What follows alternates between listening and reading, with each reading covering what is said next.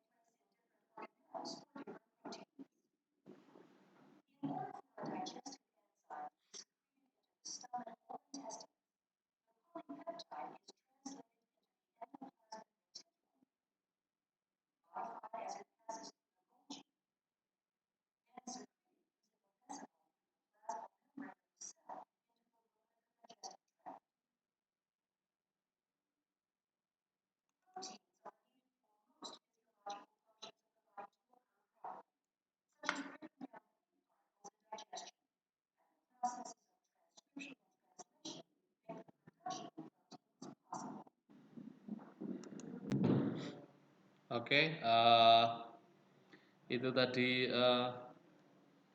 gambaran singkat apa yang akan kita pelajari pada hari ini, yaitu berkaitan dengan ekspresi gen. Ya, jadi ekspresi gen itu ada dua proses utama. Yang pertama adalah transkripsi, yang kedua adalah translasi. Ya kan, transkripsi adalah mencetak mRNA dari DNA, ya, cetakannya DNA, nanti akan jadi mRNA. Kemudian kalau translasi adalah menerjemahkan mRNA menjadi protein. Dari namanya sebenarnya sudah ketahuan ya, transkrip sama translate, ya kan ya. Ya, nama transkrip itu salinan, ya kan. Kalau di pengadilan ada transkrip, ya kan, diputarkan transkrip pembicaraan. Berarti pembicaraannya suara ditranskrip menjadi tulisan. Sama persis, cuma mungkin agak berbeda saja, medianya satu suara, satu adalah tulisan. Ini juga sama, transkrip itu kalau di materi ekspresi gen adalah media pertamanya adalah DNA, kemudian ditranskrip menjadi mRNA atau RNA ya. Tapi isinya sama, antara yang DNA dengan mRNA ini sama, ya kan? Cuma beda ya tadi kalau kita lihat dari struktur asam nukleotidanya beda, ya gula ribosa atau deoksiribosa, atau kalau basa nitrogennya beda timin atau urasil. Tapi susunannya sama. Ya, susunannya sama antara yang di DNA dengan di mRNA atau RNA. Ya, RNA yang mencetak namanya itu dinamakan mRNA. Nah, beda dengan translate. Kalau translate kan sudah berubah, ya kan? Artinya terjemah. Ya, kalau translate, kalau diterjemahkan berarti nanti ada artinya gitu. Nah, berarti nanti mRNA itu akan diterjemahkan untuk membentuk protein. Jadi dari nukleotida itu dibaca dan diterjemahkan menjadi susunan protein. Maka dinamakan translate. Oke, atau translasi. Ya, mari kita mulai pendahuluan bahwa keragaman individu ditentukan oleh cetakan atau blueprint yang ada di setiap sel. Jadi seperti saya bilang tadi bahwa manusia awalnya satu sel berisi dari 2 set kromosom, satu dari bapak, satu dari ibu. Jadi satu menjadi individu diploid. Nah, itulah cetakannya itu ada di dalam DNA yang ada dalam inti sel. Ya kan? Kemudian dia membelah-membelah, berubah, bermodifikasi, diferensiasi, spesialisasi, membentuk sel-sel tertentu. Oke, di dalam DNA tadi nanti ada gen yang fungsinya untuk membentuk protein, mengekspresikan sehingga menjadi bentuk manusia seperti ini atau tumbuhan yang seperti itu.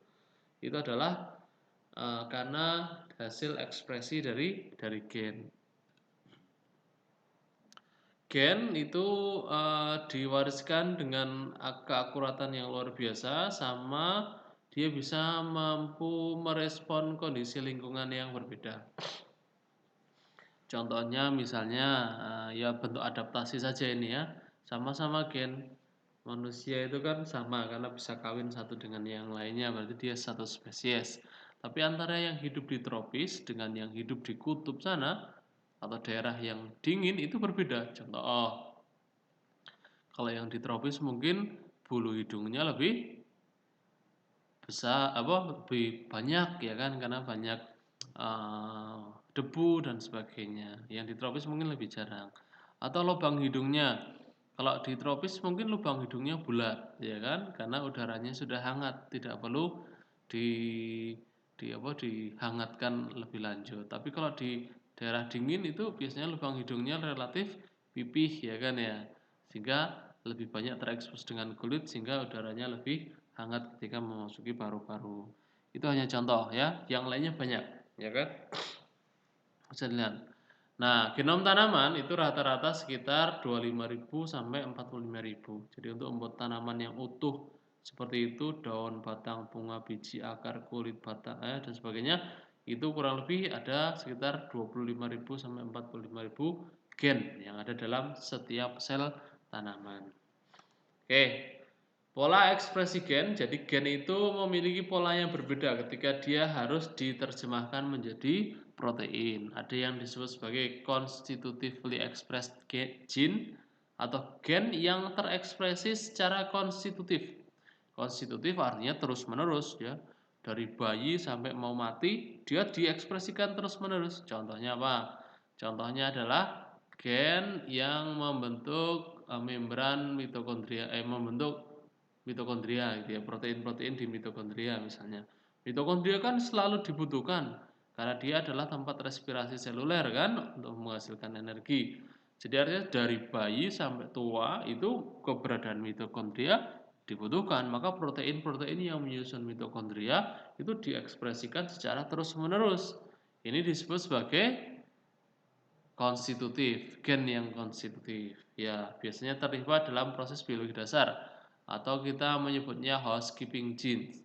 Housekeeping itu kan housekeeper itu ya pembantu rumah tangga sebenarnya, tapi housekeeping itu perawat gitu yang merawat agar rumah itu tetap tetap bersih, tetap rapi, tetap fungsional.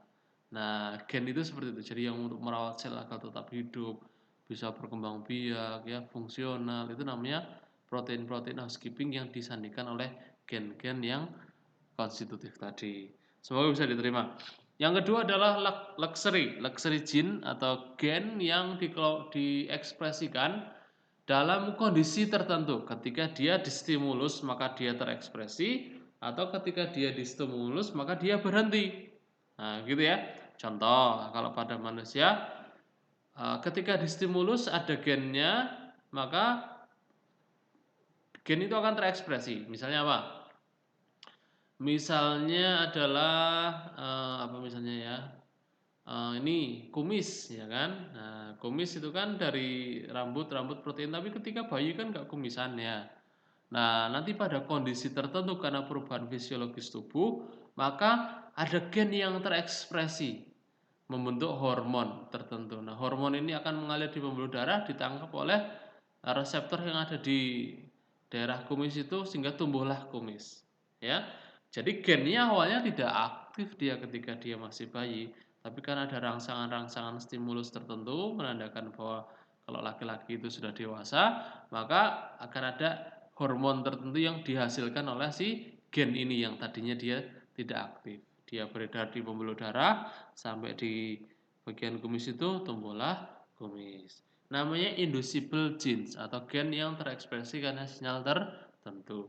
Yang kedua disebut repressible genes atau gennya itu terhenti ketika ada rangsangan tertentu.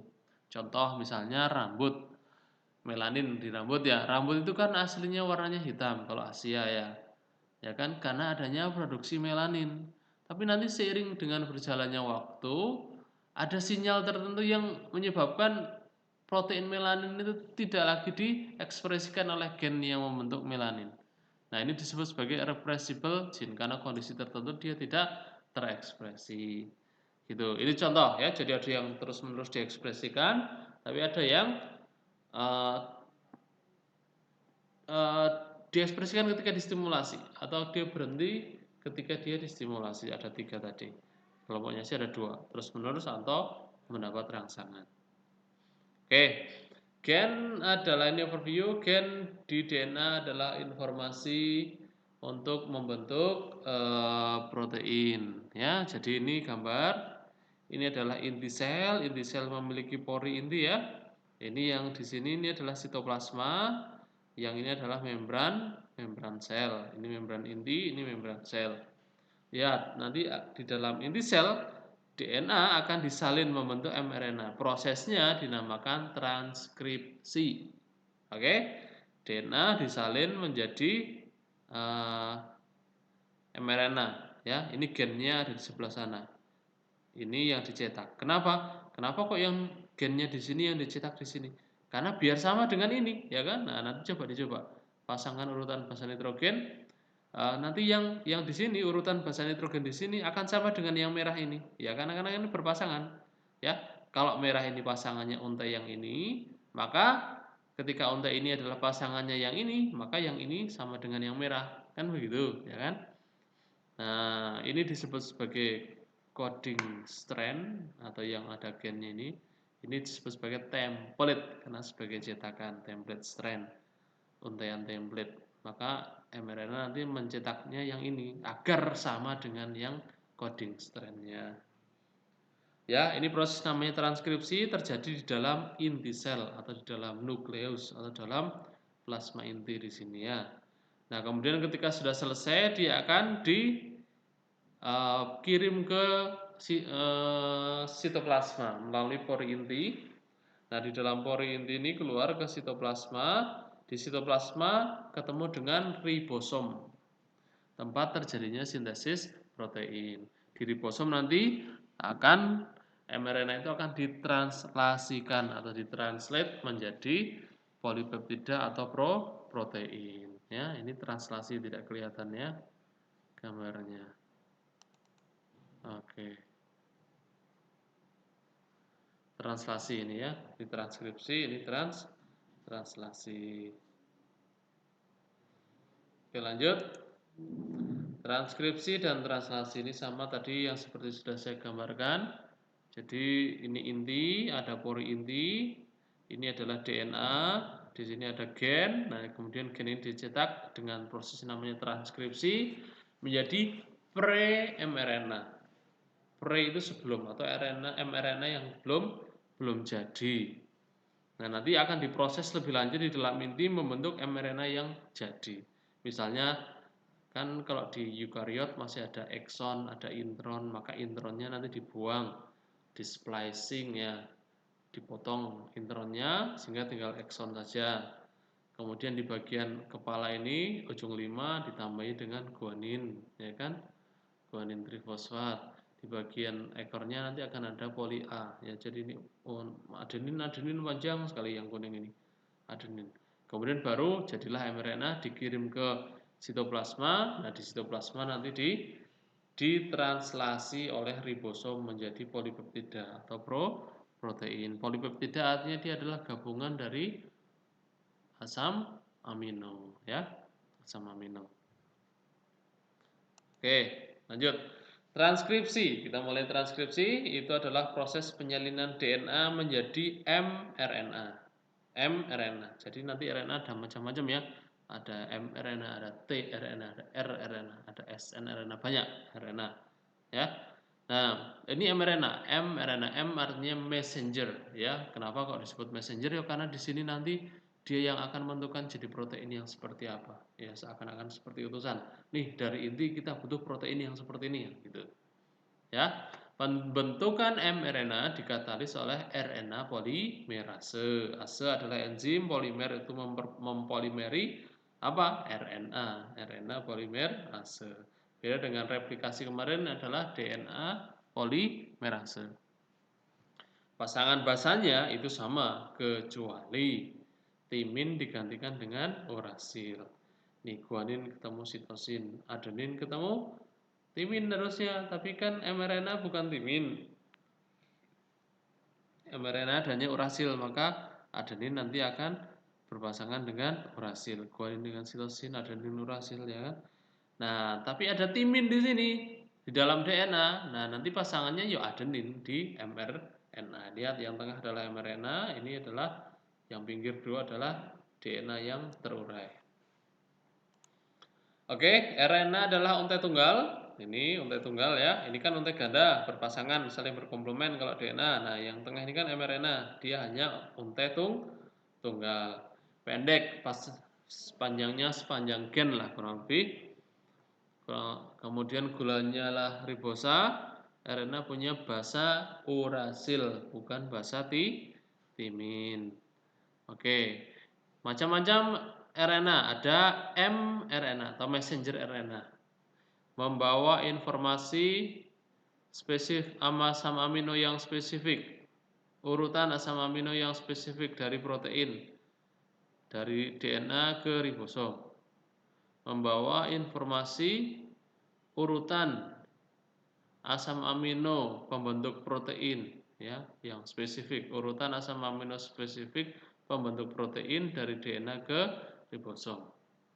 Jadi ini membawa informasi untuk agar nanti jadi urutan asam amino tertentu ya menjadi protein tertentu ya di ribosom. Ada tRNA, nanti tRNA lah yang membawa asam amino itu agar dicocokkan dengan yang mRNA.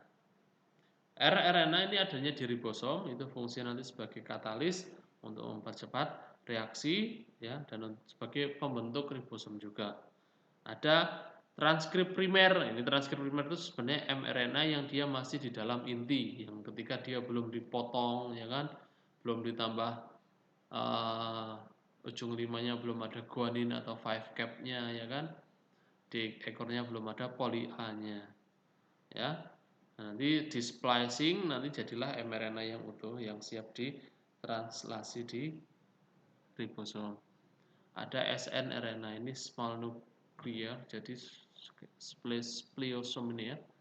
Jadi fungsi untuk motong-motong RNA ya menjadi mRNA yang memotong-motong mRNA ya yang primary transcript tadi menjadi mRNA yang sudah siap ditranslasi. Ini struktur dari gen. Struktur dari gen itu kita lihat ya, ini sebenarnya ada dua untai yang dimunculkan hanya satu untai karena satu untainya itu adalah untai template ya, ini untai coding ya kan, untai coding. Jadi DNA itu ada dua untai template sama untai coding. Ini untai codingnya, ini ujung 5. Ya, kalau ini gen maka yang paling dekat dengan ujung 5 disebut sebagai daerah promoter. Ya, tukang promosi ya kan. Disinilah nanti akan melekat yang namanya RNA polimerase. RNA polimerase ya kan. Nah, promoter nanti ditandai dengan adanya tata box ya.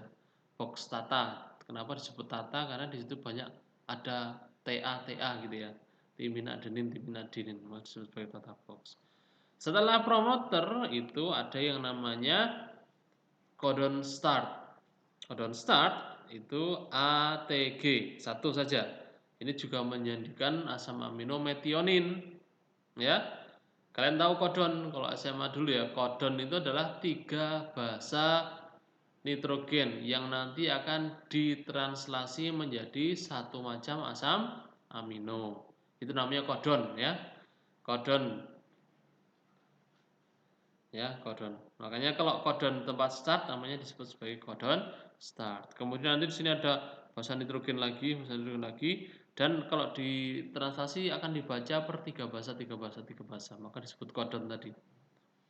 Ada intron 1, exon 2, intron 2, exon 3, ya kan? Nah, exon 1 mana? Oh, exon 1 di sini ya, yang dekat dengan promoter. Intron ini dia bukan bagian yang akan ditranslasi, maka nanti dia akan dipotong, di splice ya, dirajang, dibuang. Hanya dipakai exon-exonnya saja karena digabungkan lagi, ya kan? Proteinnya namanya adalah spliceosome tadi kalau di video sudah ada kalau diperhatikan. Nanti di exon 3, nah ini nggak akan bablas terus-menerus ya karena gen itu ada ujungnya. Nah, nanti dia akan stop di yang namanya codon stop. Ada 3 nanti ya. Ada 3. Oke, setelah stop maka lepas. Nah, sudah terbentuk mRNA yang belum dewasa, yang pre-mRNA tadi, yang primary transcript tadi. Oke, ini contoh yang lebih detail mungkin ya. Ini DNA ada nimin 10. Nah, ini pas di sini ini UTG ini ya ATG di sini ya. Terjadi proses pertama kali transkripsi itu di sini. Maka yang ke arah depan itu minus. Artinya sebelumnya maksudnya 25 basa nitrogen sebelum di sini. Ya kan? Ini 80 minus 80 ini 80 basa nitrogen sebelum diawalinya proses transkripsi. Ini bagian proksimal, bagian kontrol. Nanti ada GC box, ada CAT box. Nah, yang paling terkenal adalah ada Tata box. Ini adalah bagian promoter ya, di mana nanti RNA polimerase akan menempel. Nah, kalau nempel, maka kalau sudah diinduksi oleh yang namanya aktivator, dia akan jalan. Nah, cuma kita tahu di sini ada exon, ada intron, exon gitu ya. Nah, di exon itu ada yang namanya UTR, untranslated region, UTR ya. UTR atau untranslated region ini ada di bagian ujung 5 dan ujung 3. Ini adalah bagian dari exon, cuma dia tidak ditranslasikan ya. Tidak ditranslasikan ya, nanti seperti itu. Oke. Ini contoh upstream enhancer. Nanti di sini ada sequence enhancer, tempat nanti melekatnya protein promotor. Di sini protein aktivator, mohon maaf. Nah, di sini ada promoter, ada tata box. Di sini tempat melekatnya RNA polimerase. Ini ada 5 UTR, ini adalah bagian dari si untranslated region di ujung 5. Ini 3 UTR atau 3 UTR, ini bagian yang tidak dicetak di ujung 3. Exon, intron. Kemudian nah ini nanti exonnya intronnya dibuang ya. Splice dibuang, spliceosome namanya nanti protein untuk membuang intron ini. Hanya exon saja, exon, dan ada G ini. G itu adalah 5 cap itu topi ya, kayak topi. Jadi ini kayak guanin trifosfat gitu ya, ini yang nempel di ujung 5. Ini ada poli A, kenapa disebut poli A? Poli banyak A adenin. Jadi ini banyak adenin di sini.